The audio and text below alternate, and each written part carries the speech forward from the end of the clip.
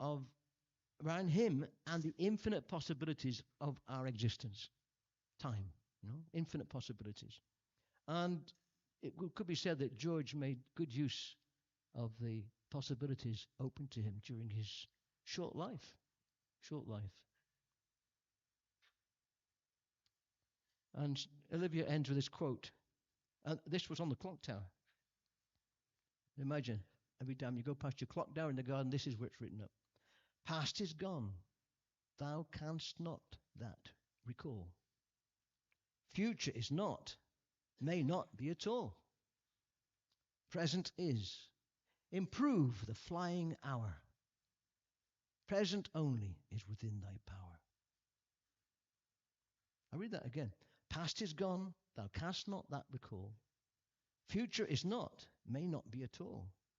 Present is. Improve the flying hour. Present only is within thy power. And I think that's certainly for myself, it's a very good maxim to try and live one's life by. And certainly George did that. He took advantage of whatever came his way. Yeah. And talking of Olivia, I just discovered today, Matty sent me some time ago, he sent me a link to a book of poetry that Olivia wrote. Some 20 poems to George from Olivia. And I haven't got the book, but I Googled it, and there was a page on the, when you go through, it was on Amazon. So you flick through the different pages, and there was one of the poems was there. So I managed to access it and copy it down. So just give me a second. And I'll read it out to you.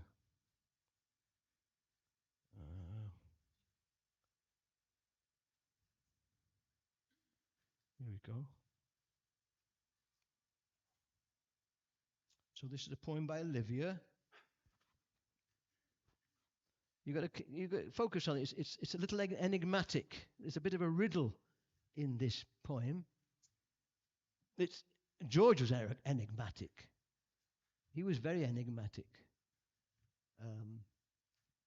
Often when George sung about love, you could take it as love amongst people, or man and woman, or you could also take it to a higher level, singing of love of the soul and the divine. You could go both ways. So this song this is a poem by Olivia. Here we go. It's called Her or Me, written by his wife. Her or me. That's setting the tone, isn't it? Listen. 3 words of love. A kiss on the head. A hint of your smile, so easily led by diminished chords and opened tuned strings. Sanskrit mantras, Om, Hreem, Pleem. My nervous whistle became the first note, soon to be known as a song that he wrote. Add the flick of a butter knife, ringing a glass, ding. Cut crystal rhythms and spoon castanets. A silent guitar, sometimes ignored, then caressed and strummed. He fell in love once more. Round and curvaceous like a woman, you see. I wondered if he loved her much more than me. So what's the competition there? Guitar. Yeah. Yeah. So it starts off as, the jealousy of wife and who is this other woman? Curvaceous, yeah, guitar, woo. Very, very. That's the only one I've got of her poetry, but it's prompted me to want to look up those poems. Very perceptive.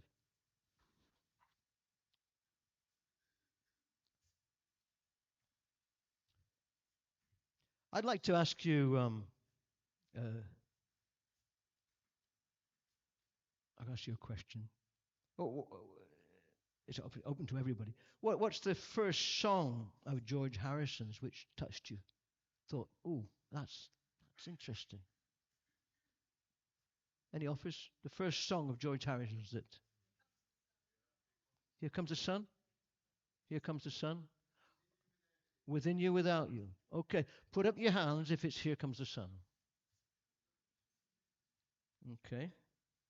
Put up your hands if it's Within you, without you. Oh, you can't have two. No, not two. Only one. Oh, no, you can't. No. I know you're the drummer, but you only get one vote. Anyone else? Any other songs that of George's that kind of Govinda Mani Purusham? Not an original. He's responsible for that. Yes, that's an interesting. My Sweet Lord, okay, and Something. Which one is that? Oh, yes, of course, Something. Yes. Anything else? Anyone else? The Art of Dying. That's the one that hit you the most. How old are you now? Oh, sorry? So many have hit you, yeah. As it goes on, I was more meaning, I suppose you got to go back to the Beatles when he was just one of the Beatles, and suddenly a song jumps out. You think, whoa, what's he singing about here? Yes. If I Needed Someone. That's an early one, isn't it? Yeah. It's amazing how the Beatles they were more than the sum of the parts. You got these two geniuses, Paul and John, and you got Ringo, and a lot of people who comment about Ringo, they said he was a genius drummer because he felt the mood of the song, and he played according to what the song was. He wasn't just he was intuitive about what the song needed to bring it out. And then there was George, of course, who was a craftsman. They said, as we noted before, whatever he got into it and explored it. And he did that with his lead guitar, especially. There's one song, who wrote that? John. I'm Only Sleeping. I'm Only Sleeping. Anyone remember I'm Only Sleeping from Revolver? Yeah? Not many of it, are there? Anybody heard of the Beatles? Yeah? Yeah, of course you have to. Yeah, Revolver. I'm Only Sleeping. Now, I read that on the he did the lead guitar for that, but it was a bit more than that because he took the tapes and reversed them all. So you got this totally unusual, unprecedented, never before heard sound of guitar played backwards. It was totally experimental, and it's just practically every song they brought out there was a new angle on it. Balalaikas. Who'd played a balalaika before? That was on which was that was that was on Rubber Soul, wasn't it? What? Girl, yes, Girl, yeah. And the sitar. Who remembers hearing the first sitar? Norwegian wood. Wow, what is that? What is that? And then he brought out what's it? It goes so fast. What was that one called? Inner Light. Love to You. Yes, sorry. I was discussing that the other day. And it wasn't this harmonium. It's gone, isn't it? It was the sit-up pedal harmoniums. Those old-fashioned, like they used to use in church organs. Lovely sound. Yeah, and the sitar. Love You Too, did you say? What was it called? Love to You. No, Love to You. Love You Too. Love You Too. I think it was. Anyway, we'll talk about it later. Yeah, we'll sort it out later. Sitar. And that got me interested in Ravi Shankar. Anyone was into Ravi Shankar in the 60s? 70s? Late 60s? Yeah, I went to one of his concerts in the 60s. Yeah. So George Harrison was you could say, an ambassador of Eastern, especially Indian, philosophy and culture. Vegetarianism, yoga, mysticism, the spirituality of India, meditation, and the culture, music. He was an ambassador. And he opened up many, many doors and windows. Um, so on that note, I'd like to the song that hit me especially was on the Sergeant Pepper album. It was Within You, Without You.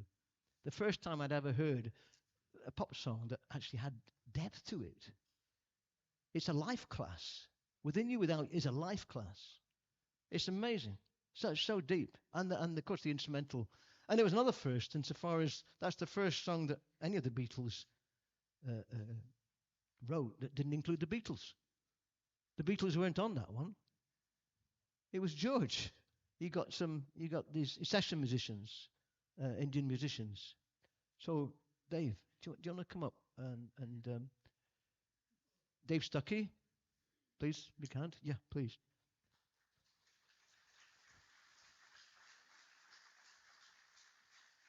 And, Dave Stuckey, David, he plays Indian music. He teaches music, and he's got an instrument called a santur. Santur, sometimes called a hammer dulcimer in the Western culture. And we're going to sing a song that had a big effect on me, Within You, Without You. But we don't have any sitars, and we don't have any tablas, so we're going to have to improvise.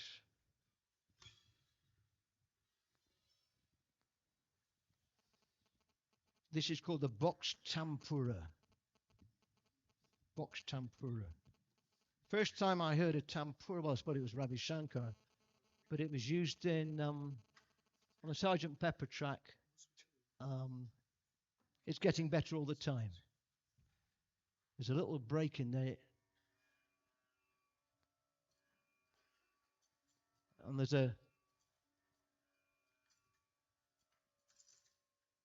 that's called a tampura, which is usually a big gourd with a long neck. But this is a box tampura because it has an instrument called a svar mandala.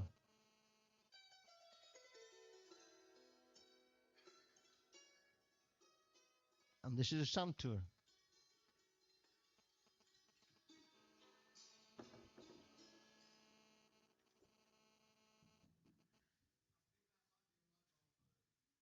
What's that? Is it my mobile phone? Whoa. I'll put it into flight mode. Come on. Yes.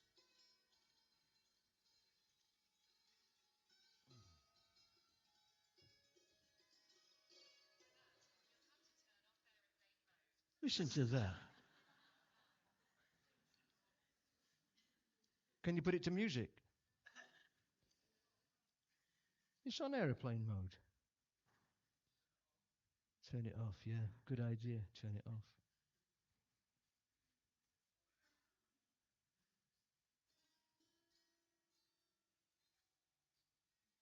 Okay. I'm dead to the world now.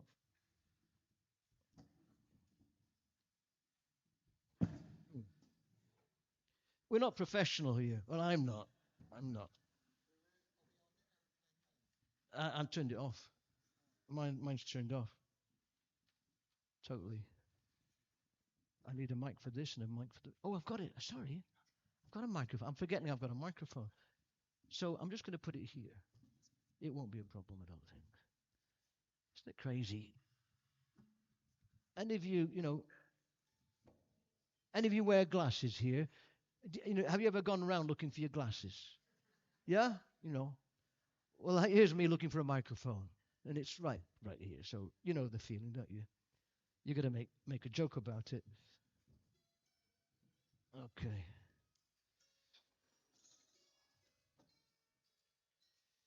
Oh.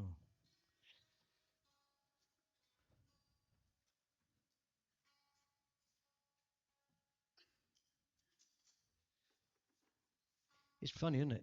I mean, I love this song, but when I sit down in front of a big audience and do something, I forget the words. I get nervous and forget the words, so I've got them written down just in case. Take a deep breath. Thank you.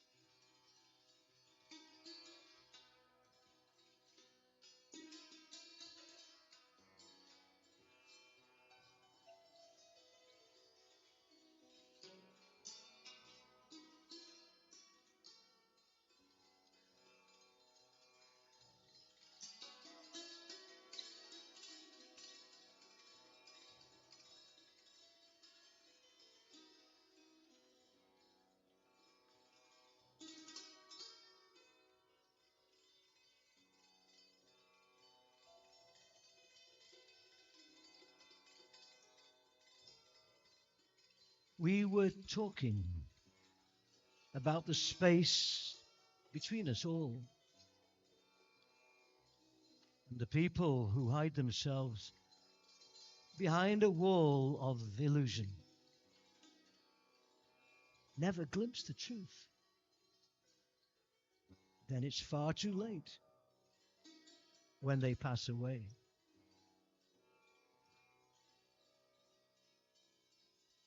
We were talking about the love we all could share.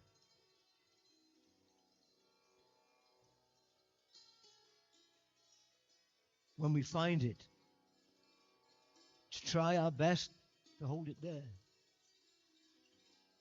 With our love, we could save the world.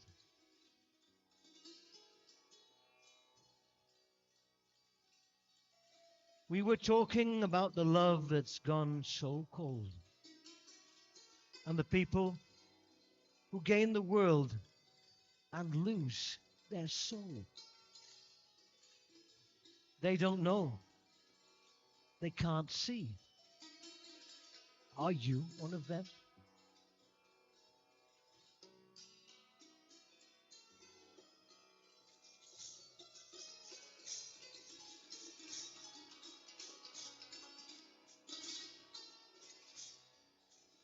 Try to realize it's all within yourself. No one else can make you change.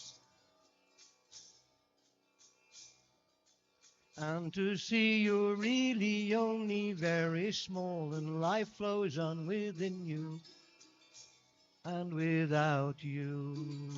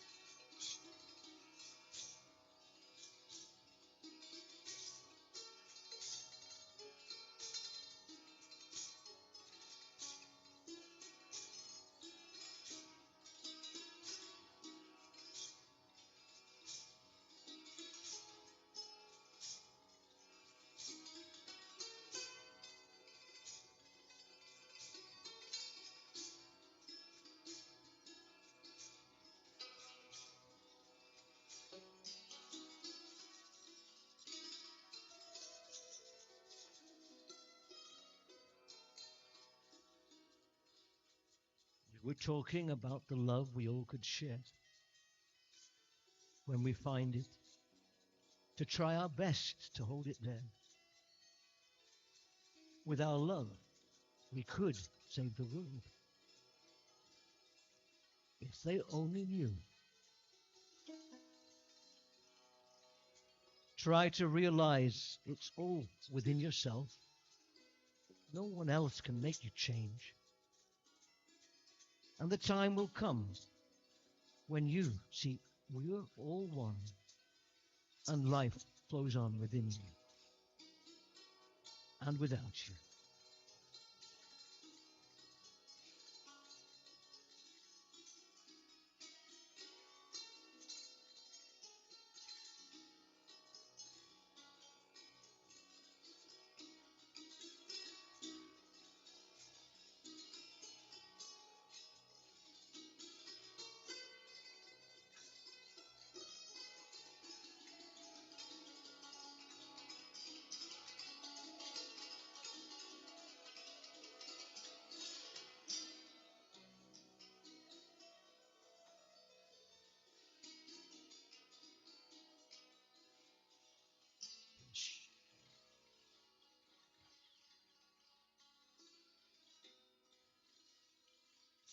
George Harrison ki jai.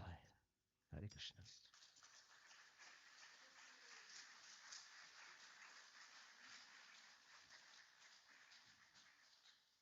I was looking forward to one of our performers who was going to be here tonight with a choir. But unfortunately, she's been sick on and off and she couldn't come.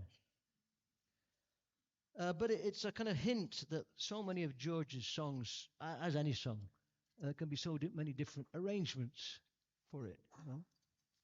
And some, I won't say necessarily an improvement, but looking at something from a different angle. Sometimes it brings out something which we may have missed before.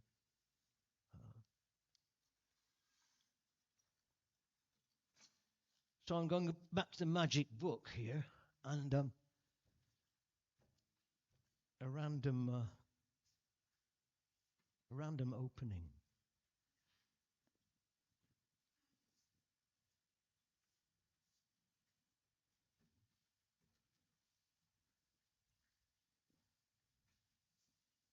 How many of you have been coming to the George evenings on a regular kind of basis? Who's been here before? Who's been here before? Will you be coming back again? You've been coming here for years. Come on. How many of you came when we had this evening in the prasadam room in the main building? Okay. How many of you here were last year? How many of you were here last year here in the Haveli? Wow. So many. How many of you here for the first time? Wow. Whoa. Thank you very much for coming. Thank you very much. Huh? The George evening. Yeah. The first time for the George evening. Yeah. Put your hands up again. If first time for the George evening. Hare Krishna. Thank you. No? The what? By accident. Nothing happens by accident. It's called divine synchronicity. To your friends. Oh, it's good to have good friends, isn't it? You've got the right kind of friends there. Yes. Thank you. And how many are here for the first time to the Hare Krishna temple? Okay. Handful of you. Are you going to come again? You think you will? Was the supper okay? Okay. From where? Okay.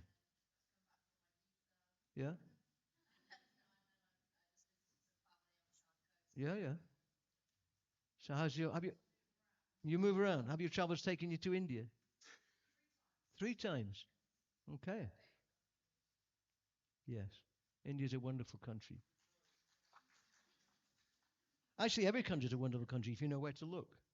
You know? Every country, every culture. There's something wonderful there. You just got to know where to look for it. India's a land of extremes. It's got the full spectrum. Extremely so. And it can be quite shocking sometimes. I lived in India for a year. I've been there a few times. Lived there for a year. And that's the first time I ever saw a dead person on the street. And that was not the only time. Tell a little story. We've all heard of the Taj Mahal. Anyone been to the Taj Mahal? Yeah? Taj Mahal. It's a tomb. Of course, it became a tomb. Its history is a little bit cloudy, but it is, presently a tomb. And it's very beautiful, especially in the moonlight. It's beautiful white marble, beautiful building in the moonlight. So I was there. There was a gentleman who owned a bit of property, and he was going to give his property to the Hare Krishna devotees. It was very close to Taj. It would have been a wonderful temple and preaching center.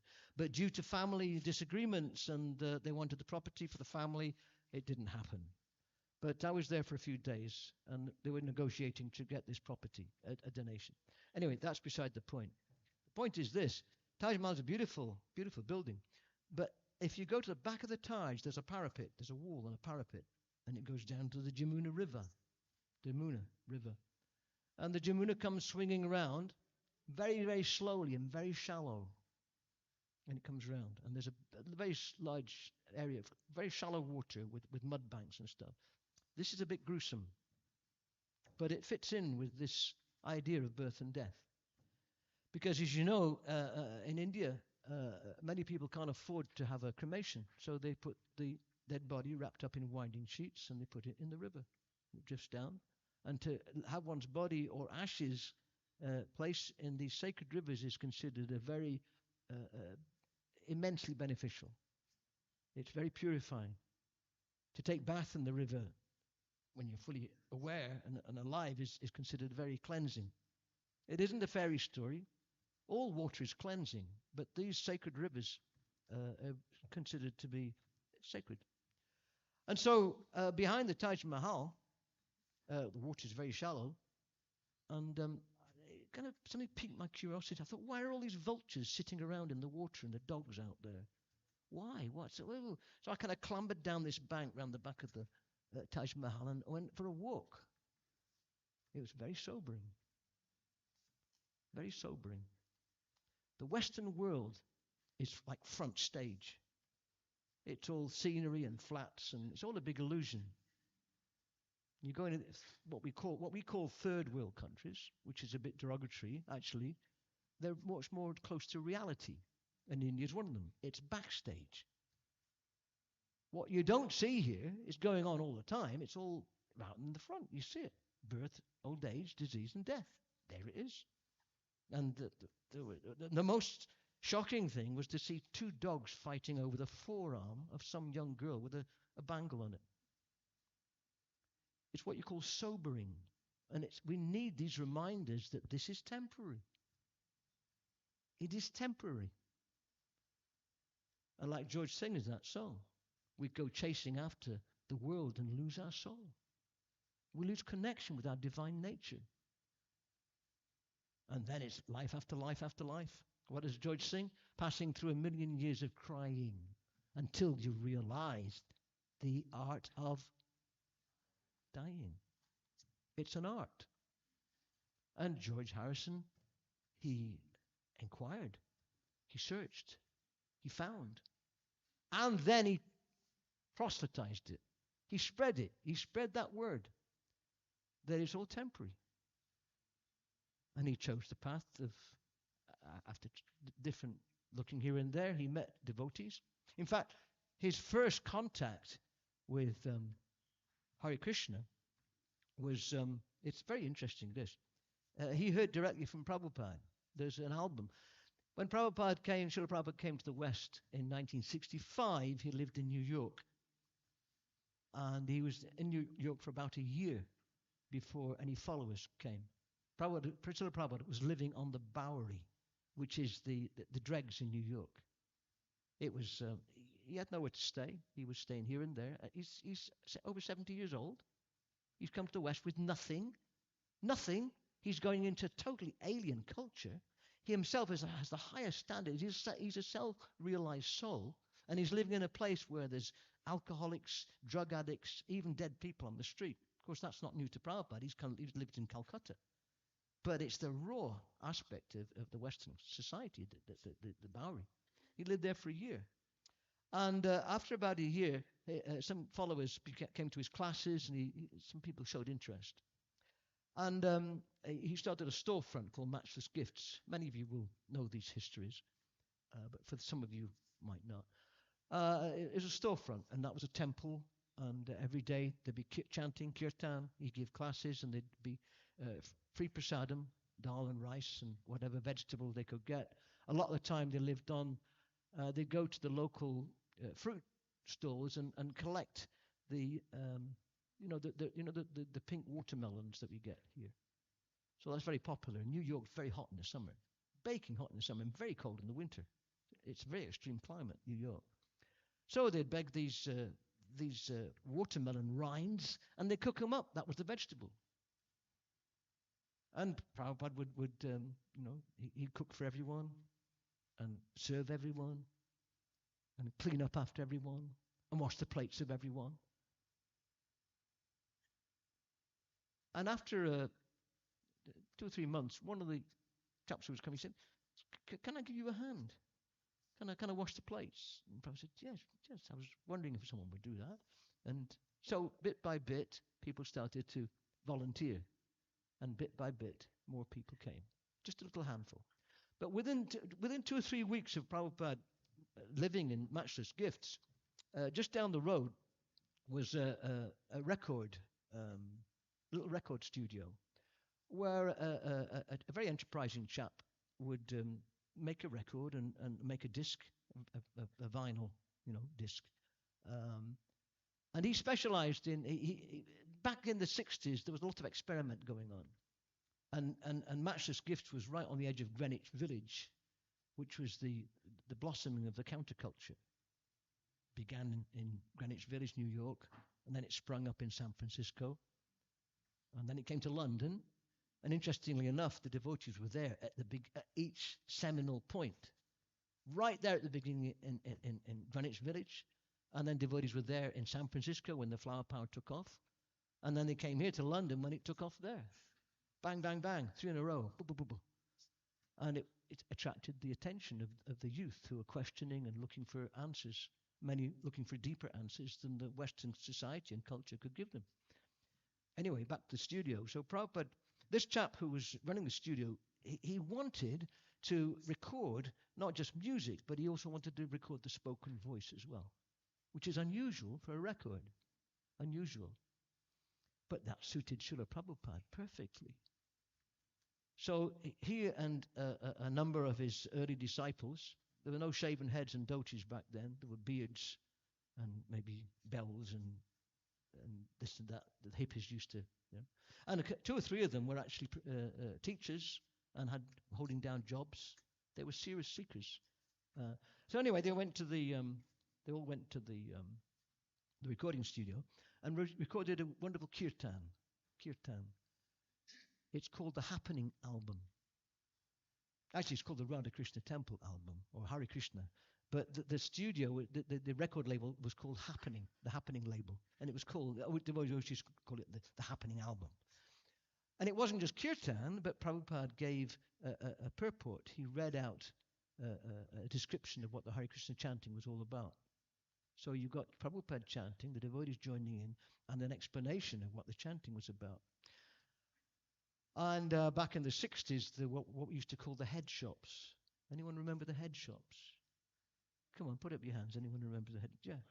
Later on, yeah, head shops. They used to sell incense and patchouli oil and posters and things from India and exotic things, That was, and International Times, that magazine, and all the different books and publications which weren't mainstream, which were books about yoga, books about vegetarianism, books about the counterculture, books about trying to live off grid. Everything that's going mainstream now was happening in the 60s by a bunch of hippies.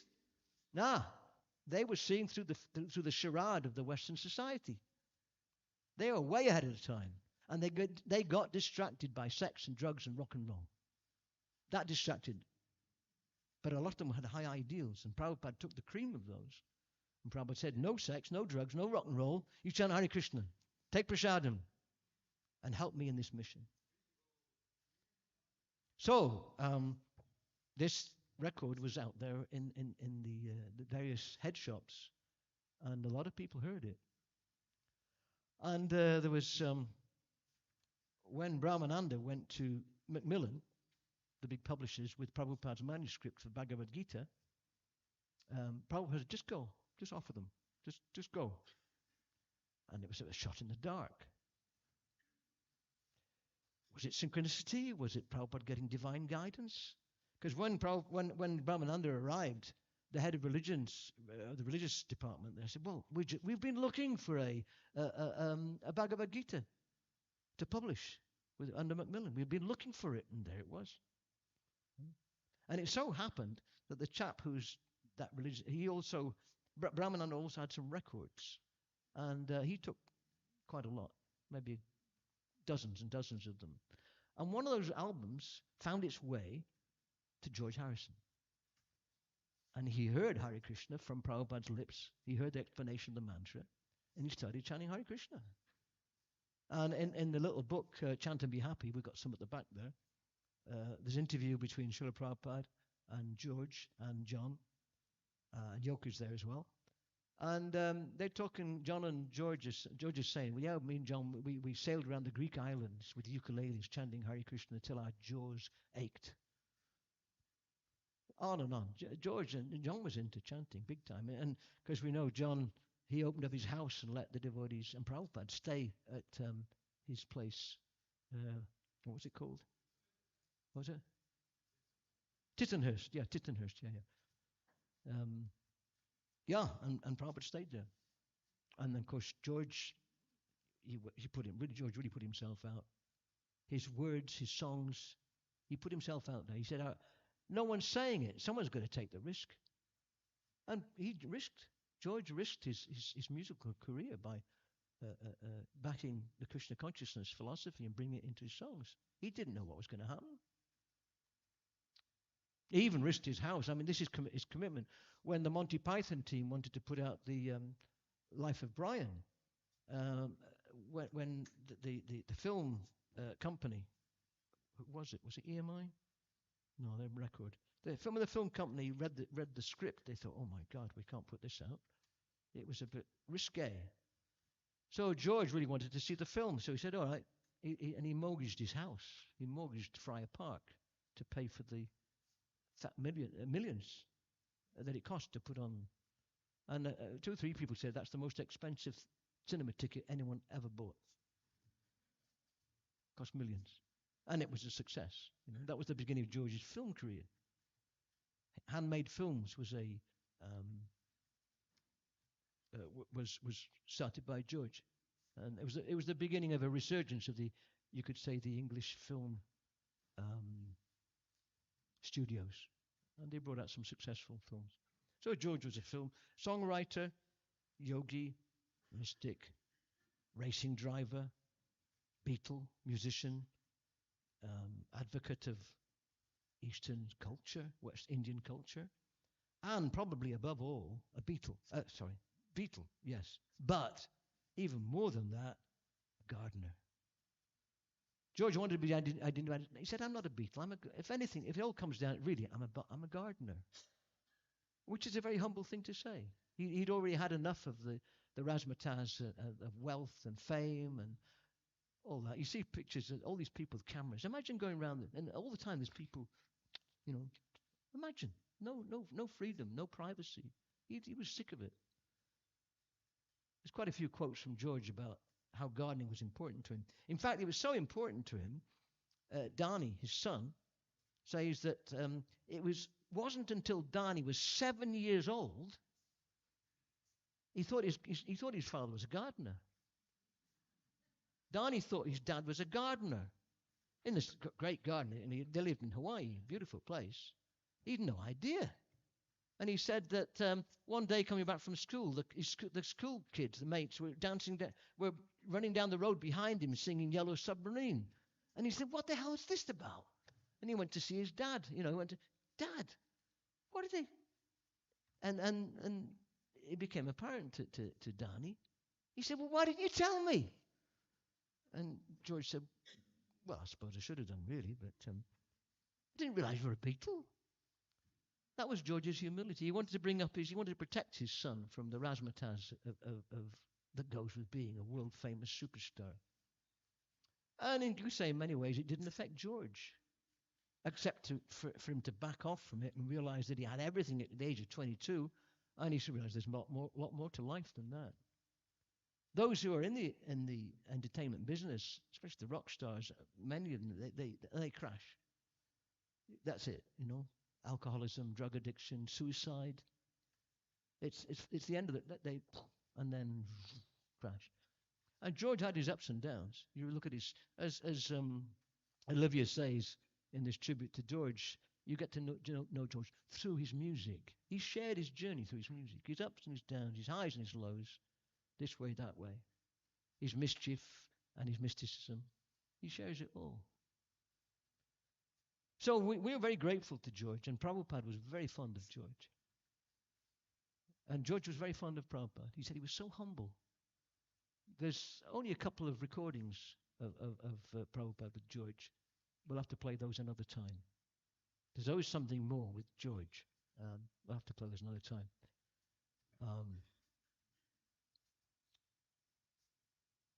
What was I going to say then? Sorry, this is when you get the free flow, but there's no notes, you see. And, as it comes with the bus pass, you have to trade a few memory cells when you get your bus pass, Huh? Rock stars crashing. Prabhupada loved George. George loved Prabhupada. Oh, yes. Yeah, this is a good one worth mentioning. One time, devotees, Prabhupada disciples once said to Prabhupada, Srila Prabhupada, George, he's like your disciple. Ooh, that was a close one, wasn't it? Danger every step, yeah.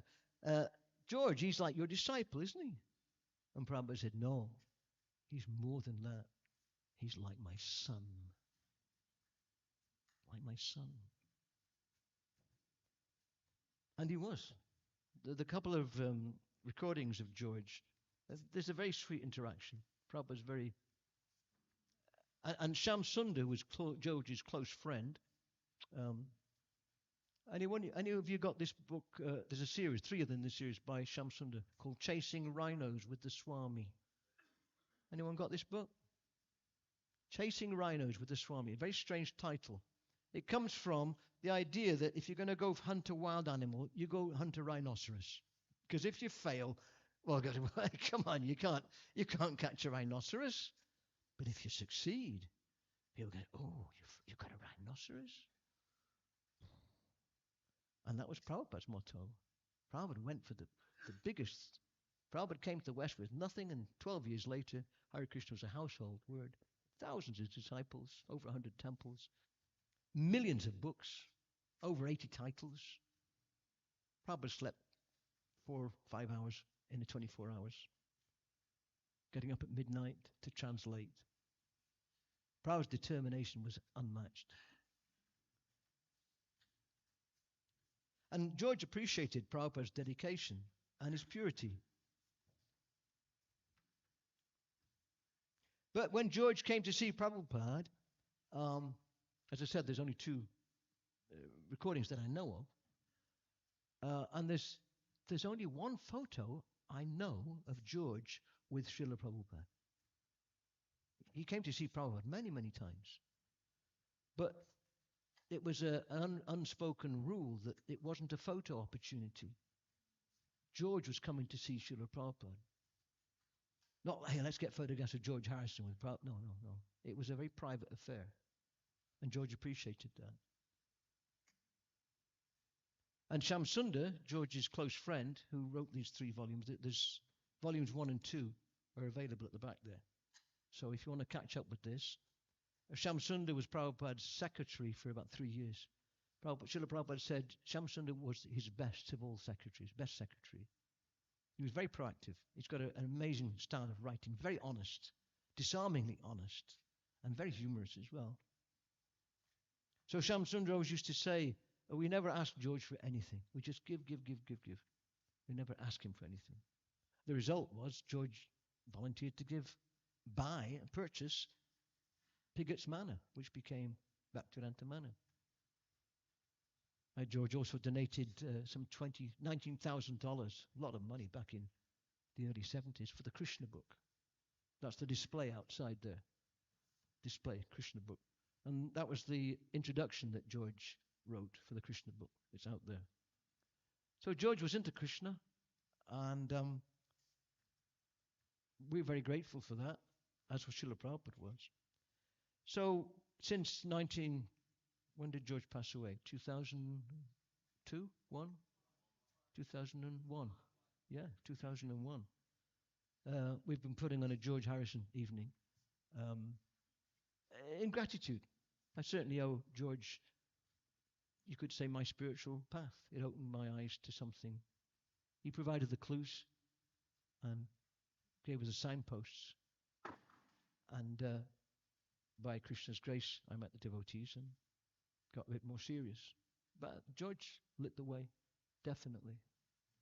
For those of you who, whether you're newcomers or what, how many of you here have felt that George Harrison was a signpost on your spiritual journey? I'm going to put up your hands. Not many of you. All right, okay. But still, we wouldn't be here if it wasn't for George Harrison. There wouldn't be any Bhaktivedanta Manor. Wouldn't be. There'd be no Radha Gokulananda.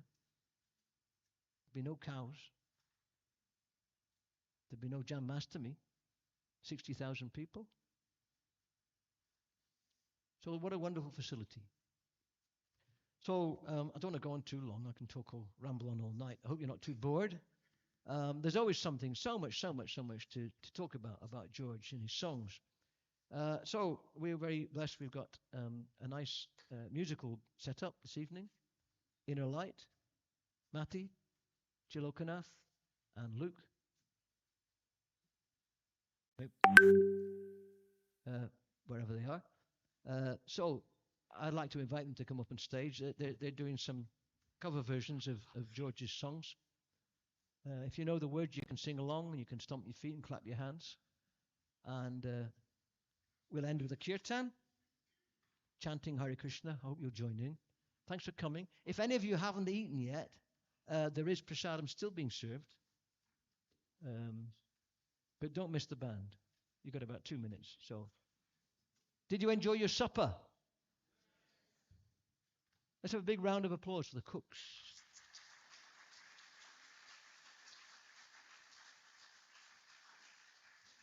And please, let's have a big round of applause for Ajay, who manages the Haveli and who's given so much facility this evening. Ajay, wherever he is. And his team. And his team. So thanks for coming. Any questions? A few of us around, you can ask questions. As I say, there's books at the back. Buy a book. And please chant Hare Krishna. Any of you... have any of you seen the devotees out on the street in London or anywhere chanting Hare Krishna on the street? Any of you done that? Yeah, yeah. So every Saturday night, for those of you who live down this side of the country, around London, every Saturday night there's what we call Hari Nam, chanting on the streets around the West End. We leave from our temple in Soho Street. Soho Street, we have Govinda's restaurant on the ground floor. And the temple upstairs. Every Saturday night, 7 o'clock, we go for a 2-hour tour of the West End. So make a nice night of it. Come and join us chanting kirtan on the street and be amazed at the response from the crowds. I've seen over 100 people chanting and dancing with us in the West End. And sometimes they don't even know what they're chanting about. I've had an atheist come up to me and said, I don't believe in that God stuff. But man, what you're doing, what is it? What is it? I've seen guys down in Leicester Square with a cig in one hand and a glass of beer in the other. Hare Krishna, Hare Krishna. And I thought, when's he going to spill his beer? It was a full beer. He didn't spill it. So chanting Hare Krishna, it sharpens your focus, right? It makes you ecstatic. It lifts up your energy. It purifies the consciousness. And it reawakens that dormant relationship we have with the Supreme. Passing through 1,000,000 years of dying until we realize the art of dying. If we can chant Krishna's holy name when we leave this body, our destination is very, very bright, to say the least. Otherwise, as George Harrison says, I don't want to be thinking about have I put out the cat when I'm dying. Imagine, you're about to leave your body. Oh, did I put out the cat? What's your next birth going to be? Whatever the mind dwells on, at the point of leaving the body, that state you attain without fail. That's the exam. This is the classroom. Death is the exam. We don't die. This is what dies. We move on. So George has said many things about this, and we could have got more into philosophy, and we don't really have time. But please come to the temple. The temple is open 24/7. Well, not 24/7. Probably about 18 hours in the day. Starts at 4:30 in the morning. Goes on till 9:30 at night. Come along. Find out some more. Take some of our books. Chant Hare Krishna. And we hope to see you next year. And thank you so much for coming. It's a pleasure to be instrumental in introducing you. Hare Krishna. Thank you.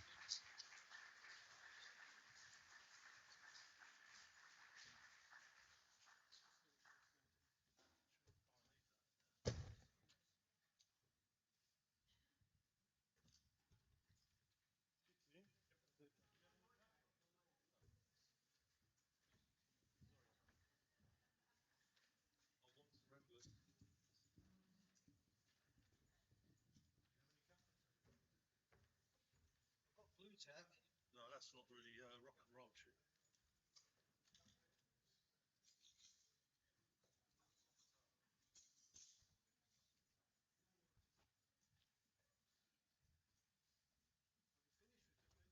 What happens? Actually, right.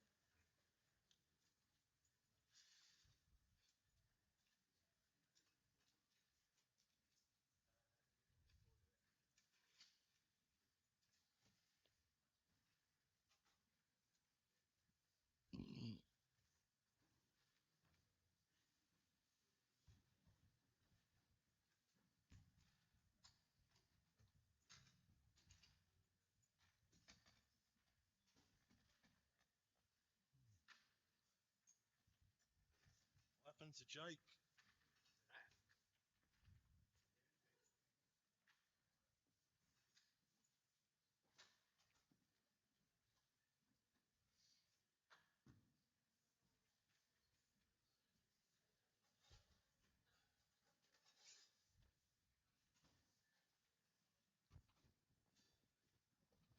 Jake, it's actually.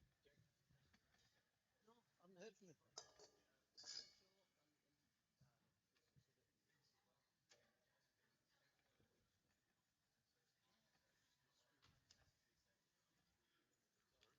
Screw this in, yeah? I just need some gaffer tape. Just bring it. Yes. Yeah. Let me see.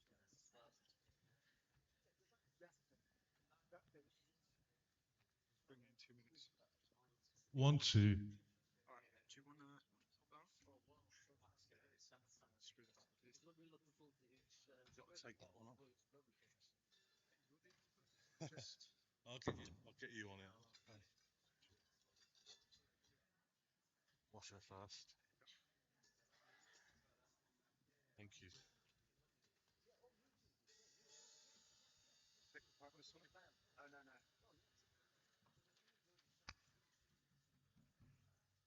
Hare Krishna.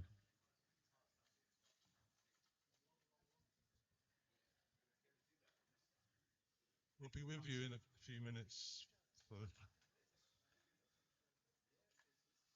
I'll have a lemonade with ice and lemon, please.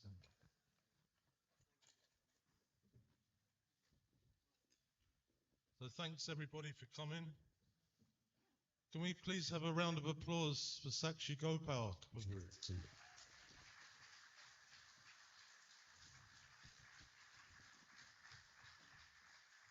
And can we hear it for the sound guys? Jitin and Mahesh? Monesh. You know, Sakshi's been doing this for 20 years now, every year, in memory of George Harrison, and it's grown over the years, and now we have this wonderful facility, this Haveli, this hall, so we can actually have a full drum kit here, whereas before we used to play little octopad thing drums that Sri Lokanath had, and we couldn't make as much of a racket as we can here. Right, let's make a racket. Let's make a racket, yeah, let's do it. So, just starting with, just say like a very short description of each song.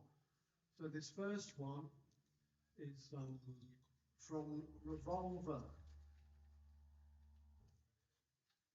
Is that the bass?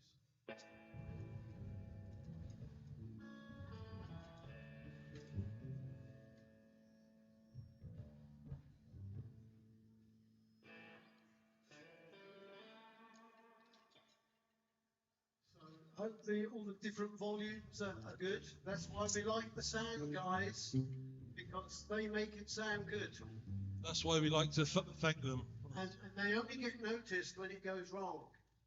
So like if a mic isn't working, then it's like...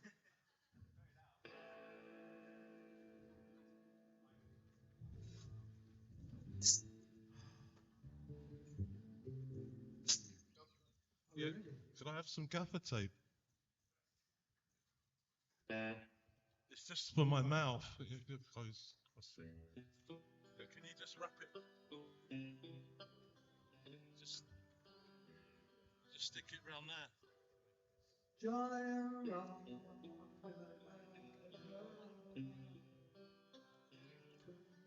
so much.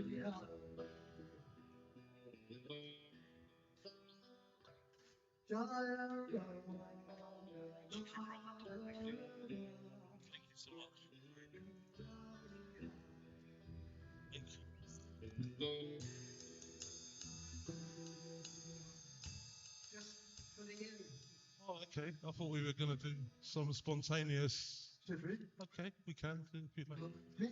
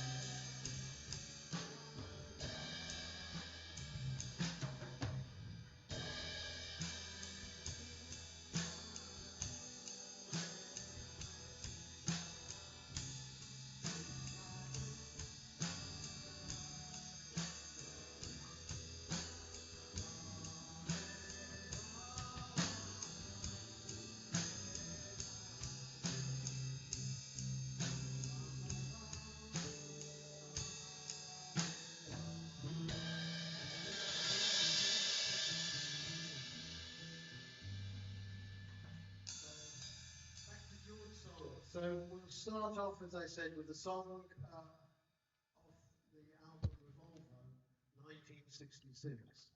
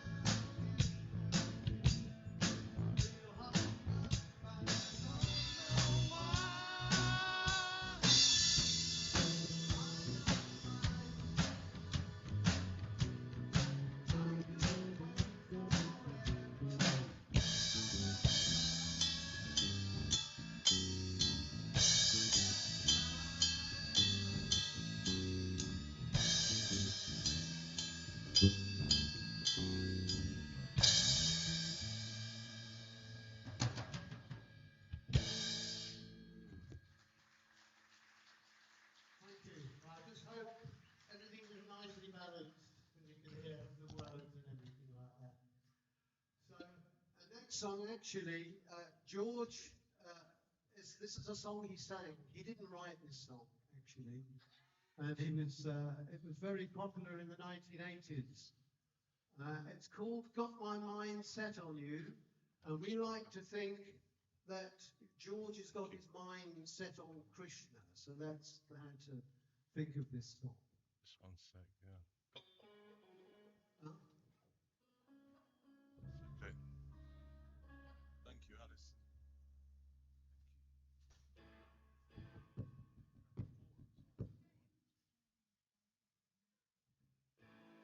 Yeah, loud, yeah. I think someone saying that the mic's a bit loud. Maybe. Oh, it needs to go up. Oh, Too quiet. drums are too loud, yeah? Okay, that's the story of my life. Yeah? You can't turn the drum. It's like they should play. You should play to my level, but no, I try and play quieter. How about this?